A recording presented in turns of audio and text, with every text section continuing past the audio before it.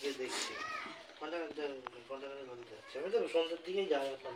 শুকালে তখন বোঝা যাবে না? হ্যাঁ হ্যাঁ, আমি যাবো বলেছি, আর তো আপনাকে যাবো বলেছি যখন ঠিক যাবো আমি।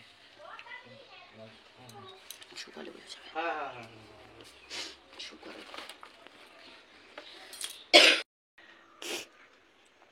আজকে আমার মায়ের ৩য় মৃত্যুবার্ষিকী।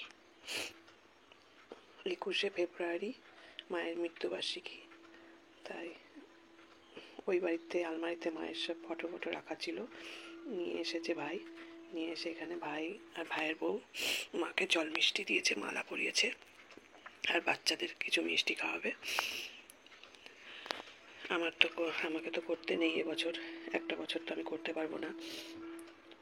আগামী বছর যদি আমি বেঁচে থাকি তাহলে আগামী বছর আমার যে সাধ্য মতো আমি মায়ের এই দিনটাকে পালন করব।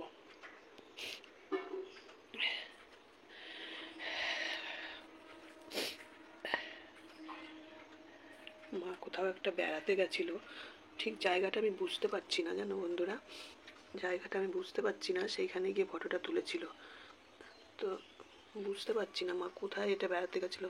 মা সব জায়গায় ঘুরেছে, আমার মনে হচ্ছে দক্ষিণেশ্বর, কিন্তু ঠিক বুঝতে পারছি না মন্দিরটা কোথায়। তোমাদের যদি মন্দিরটা দেখে তোমরা যদি বুঝতে পারো তাহলে একটু বলো তো, কারণ মা তো অনেক জায়গায় ঘুরেছে, এটা ঠিক কোন জায়গা আমি বুঝতে পারছি না। দক্ষিণেশ্বর নয় মনে হয়, অন্য কোথাও হবে।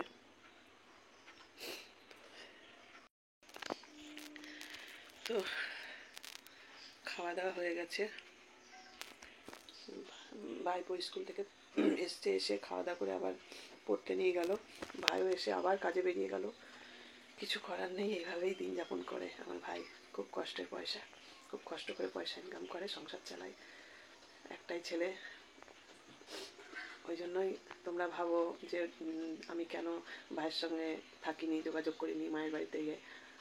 ভাইয়েরই কষ্ট করে চলে, তা সেখানে আমি এসে আর ভাইয়ের উপরে কী করে মাথার উপর বসি বলো, বড় দিদি হয়ে খারাপ লাগতো খুব।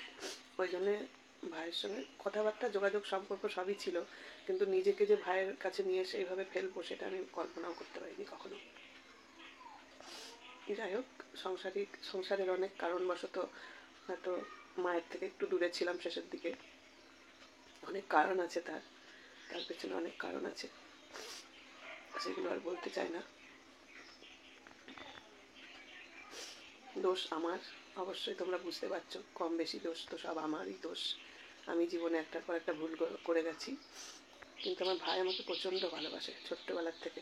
ওকে তো আমি কোলে পিঠে করে মানুষ করেছি। আমার যখন 9 বছর বয়স তখন আমার ভাই হয়। বাবা যখন মাকে নিয়ে হসপিটালে যাচ্ছে তখন আমিও ওদের মায়ের সঙ্গে গেছিলাম, আর মাঝখানে বসে বলছিলাম কি, তখন আমার 9 বছর বয়স, তখন আমি বলছিলাম বাবা এবার থেকে আমার ভাই বোন হবে, আর তোমরা আমাকে আর ভালোবাসবে না, তোমরা ভাইকেই ভালোবাসবে, আমাকে আর ভালোবাসবে না। সেই কথাটা আজও মনে পড়ে, সেই কথাটা আজও মনে পড়ে। বাবা আমাকে বলতাম যে তোমরা আমাকে আর ভালোবাসবে না, তোমরা খালি ভাইকেই ভালোবাসবে। কিন্তু বাবা আমাকে প্রচণ্ড ভালোবাসতো, মাও ভালোবাসতো, কিন্তু আমার মা খুব কড়া ছিল, ভীষণ শাসন করতো, কড়া ছিল মা খুব। আর ভাইয়ের কথা তো বললে কম বলা হবে, ভাই আমাকে ভীষণ ভালোবাসে। ও সবসময় বলেছে আসতে, তাও আমি এই জন্যই আসিনি, যে ও নিজেরটা নিজে কোনোভাবে করে খাচ্ছে। আর আজকের দিনের ছেলের মতো না আমার ভাই, আজকের দিনে যেমন স্মার্ট, খুব চালাক চতুর, ওরকম না আমার ভাই, একটু বোকা টাইপের, মানে ভীষণ সরল সাদা আর কি, আমার মতোই বলতে পারো, এটাই বলবো। যাই হোক, চলো অনেক কথা বকবক করে নিলাম, কী বলতে আবার কী বলে বসে থাকবো, থাক। খাওয়া দাওয়া হয়ে গেছে, আজকের মেনুতে ছিল, আজকে আর খাওয়া দাওয়া শেয়ার করিনি, কারণ অনেক দেরি করে খাওয়া হয়েছে। তো ভাই স্কুল থেকে বাচ্চাটাকে নিয়ে আসলো, তারপরে ওরা আবার খেয়ে তাড়াহুড়ো করে বেরিয়ে গেল। আজকের মেনুতে ছিল পালং শাক, একটা রসা, মানে ওই ডাঁটা টিম বড়ি টড়ি দিয়ে একটা রসা ছিল, মাছের ঝোল ছিল, আর আলু পেঁয়াজ কলি ভাজা ছিল। খাওয়া দাওয়া হয়ে গেছে, এখন ওরা গেছে, আমি এখন একটু তোমাদের সঙ্গে বকবক করে নিলাম। তো চলো আবার হাসছি। আজকে ভিডিওটা কতটা বড় হলো দেখ। আজকে তখন হনুমান এসে জানো টালি ভেঙে দিয়ে গেছে, অনেক ক্ষতি করে দিয়ে গেছে। তো চলো আসছি, আবার বাসন কটা ধুয়ে আসি, নাহলে মশা কামড়িয়ে খেয়ে ফেলবে। এখন বাজে 5:30, সন্ধ্যা 5:30। এই যে বাসন ধুয়ে নিয়েছি, এই দেখো সব জামা কাপড় এখন বাইরে পরে আছে, ওইদিকে আরও আছে, এখানে আছে। সন্ধ্যা নেমে এসছে। আর কি মশা গো, বাপরে বাপ, প্রচুর মশা। জামা কাপড়গুলো তুলে নেব, ভিজা ভিজা আছে সব। ভাই কোন জুতো পরে গেল। এরকম সব জামা কাপড় বাইরে মেলা। আর আকাশের অবস্থাটা দেখো, সন্ধে হচ্ছে নাকি অন্ধকার হচ্ছে বুঝতে পারছি না, মানে বৃষ্টি বৃষ্টি ভাব, বৃষ্টি বৃষ্টি ভাব নাকি সন্ধ্যা হচ্ছে বোঝা যাচ্ছে না। চলো জামা কাপড়গুলো তুলে নিয়ে আসি, তারপরে একটু বিশ্রাম নেব। প্রচুর মশা, ধূপকাঠি জ্বালিয়ে বসেছিলাম কিন্তু তাও মশা খেয়ে নিয়েছে।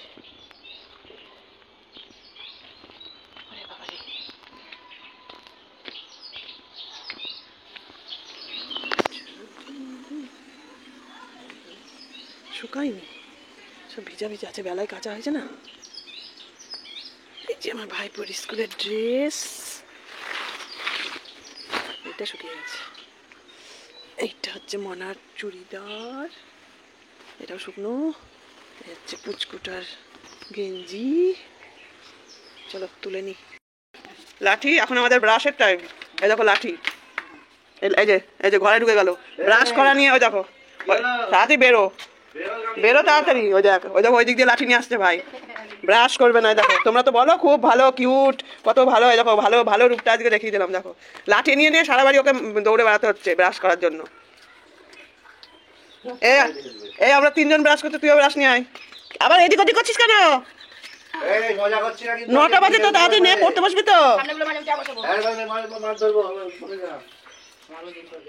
লাঠি দেখাচ্ছে, কিছু হচ্ছে না, এবার সত্যি সত্যি মারবে কিন্তু।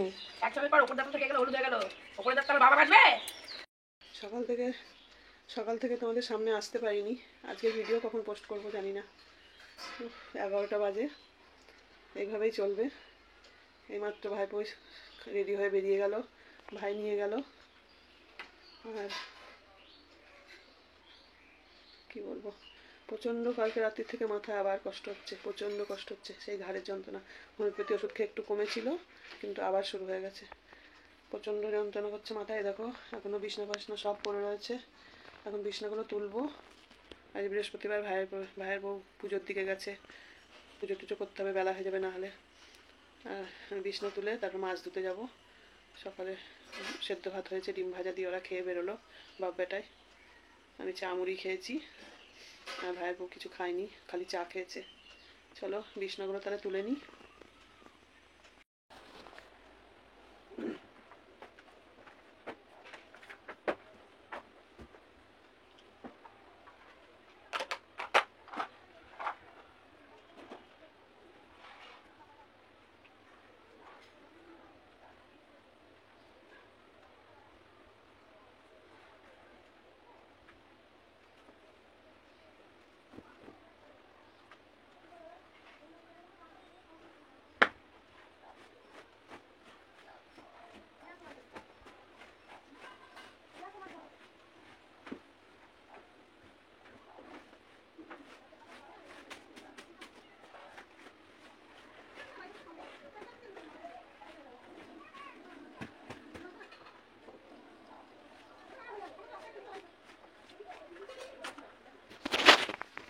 চলো, এই যে দুটো বিছনা তোলা হয়ে গেছে, এবার ঘরটা একটু ঝাঁট দিয়ে নেবো।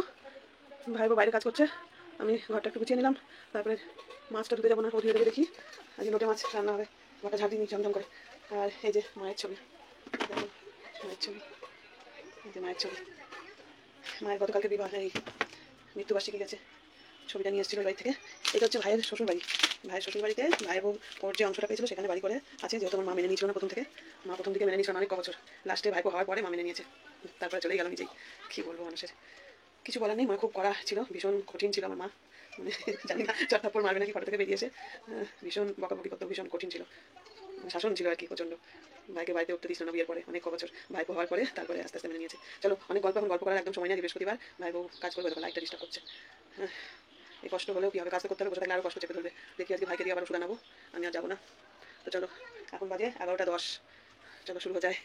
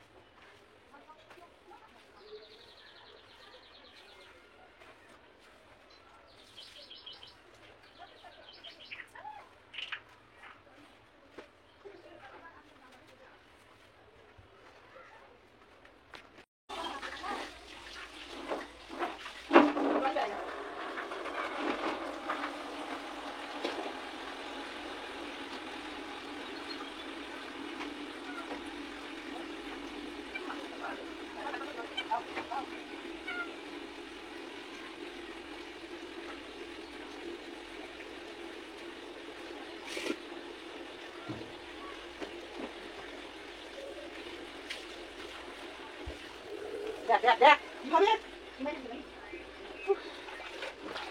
মাছটাকে খুঁজে খুঁজে বেড়াচ্ছে, কিভাবে মাছটাকে খুঁজে বেড়াচ্ছে। ওদের জন্য দরজা খুলে রাখা যাবেই না। আরে অত কি বোকা হয়েছে, আমরা মাছটা সাবধানে রেখে দিচ্ছি বাবা। হ্যাঁ কি হতে চায়, কি হতে চায়? পয়সা দিয়ে মাছ কিনে নিয়েছে, যেন আমাদের মুখের কাছে রেখে দিতে হবে খাওয়ানোর জন্য।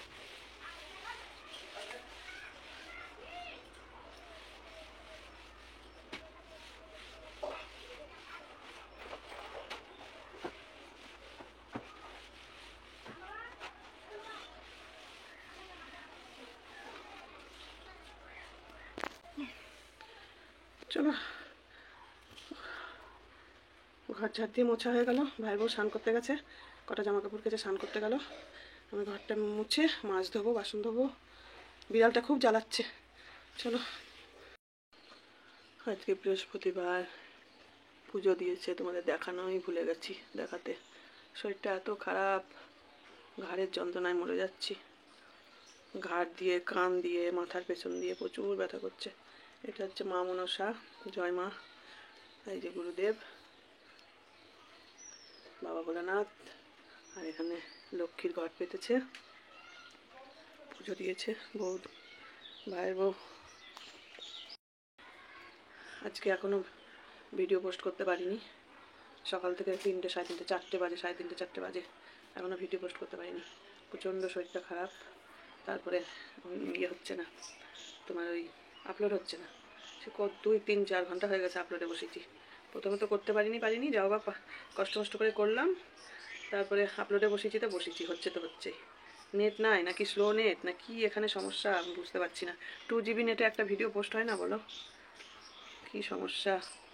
এখন কখন ভিডিও দেবো জানি না। এই ঘাড়ের থেকে যন্ত্রণাটা শুরু হচ্ছে, মাথার পেছন থেকে শুরু করে এখন আজকে আবার কানেও ব্যথা করছে। ব্যথাটা ওষুধ ফুরিয়ে গেছে, দেখি ওই ওষুধটা আরেকবার এনে খেয়ে দেখবো, যদি কমলো ভালো, না হলে অ্যালোপ্যাথি দেখাতে হবে। চুপচাপ শুয়ে বসে থাকলে ভালো লাগছে, খুব কষ্ট হচ্ছে। চলো, ওরা সবই ভাই বউ স্কুলে গেছে বাচ্চাটাকে আনতে, কেউ নেই বাড়িতে, আমি একাই আছি। এই স্নান করে উঠলাম এইমাত্র। চলো আবার ফিরছি, কখন কি নিয়ে ফিরবো দেখি, খুব কষ্ট হচ্ছে। এখানে ব্যাক ক্যামেরায় তোমাদের একটা খাবার, এটা তো গরম, ভাইয়ের বউ রান্না টান্না করে রেখে চলে গেছে স্কুলে বাচ্চাকে আনতে। তো এটা তো গরম গরম ভাল লাগে, ওই জন্য এখানে এটা হচ্ছে বেসন, আর এটা হচ্ছে আদা আর কাঁচা লঙ্কা দিয়ে বেটেছে। এটা হচ্ছে চালের গুঁড়ো। এইগুলো এখন মিক্স করব, করে কিসের বড়া বানাবো বলো তো? এই দেখো, সজনে ফুলের বড়া বানাবো। সব ধোয়া মোছা হয়ে গেছে, এখন কড়াই ধরিয়ে লাস্টে এখন ভাত করে আসলে ভাত খাবে, তাই এখন এটা গরম গরম আমি ভাজবো। স্নান করে আসলাম, চলো রেডি করে ফেলি। প্রথমে বেসনের মধ্যে একটু জল দিয়ে নিলাম, জল দিয়ে বেসনটাকে ভালো করে ফেটিয়ে নিচ্ছি। যত ফাটাবো ততই বড়াটা একটু ফুলবে। আর চালের গুঁড়োটা দিচ্ছি এই জন্য যে একটু মচমচে হবে, জানোই তো চালের গুঁড়োতে মচমচে হয়। এমনি ঘরে দোকানে কিনা চালের গুঁড়ো যদি থাকতো তাহলে আর মানে বাড়তে হতো না। তো চালের গুঁড়ো যেহেতু ঘরে নেই, সবসময় তো চালের গুঁড়ো ঘরে থাকে না, চালের গুঁড়ো নেই বলে একটু বেটে নেওয়া হয়েছে চালের গুঁড়োটাকে। আমার সজনে ফুলের বড়া খেতে খুব ভালো লাগে, যে কোনো বড়াই ভালো লাগে, সজনে ফুলের বড়াটা খুব টেস্টি হয়, আর উপকারও আছে সজনে ফুলের বড়াতে। একটু আদা দিয়ে নিয়েছি, এর মধ্যে একটু মশলা টশলা দিলে হয়, একটু লঙ্কার গুঁড়ো, জিরের গুঁড়ো, ধনের গুঁড়ো, এগুলো দিলে আরও টেস্ট হতো।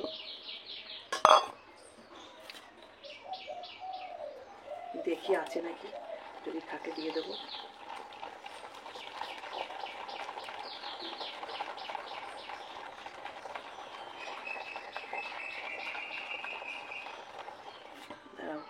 দেখি চালের ধনের গুঁড়ো, জিরের গুঁড়ো আছে নাকি। অন করে দিলাম ভিডিও।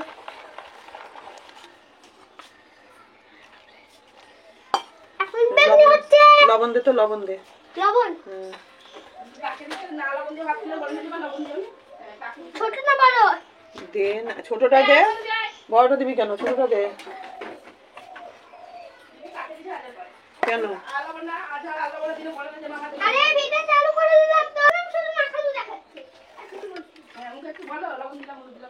সব বলা হয়ে গেছে আমার।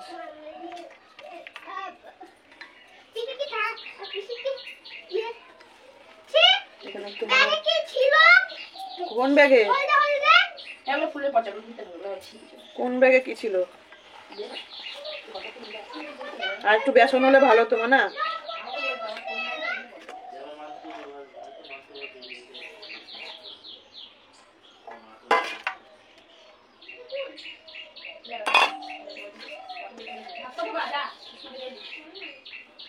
এই মশা সরে গেলে মনে জানলাটা বন্ধ কর এদিকে।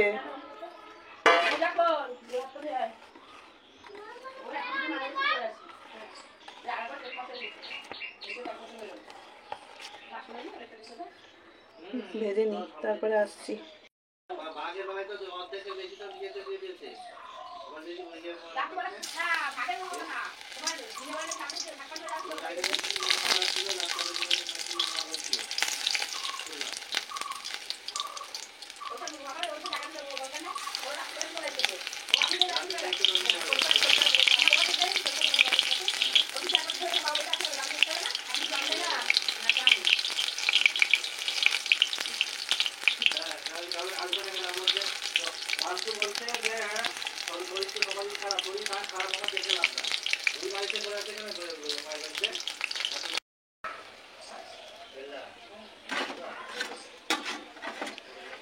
এই হলো বড়ার ফাইনাল লুক। লাল লাল করে কড়া কড়া করে ভাজা, এগুলো হচ্ছে আর একটু বাকি আছে।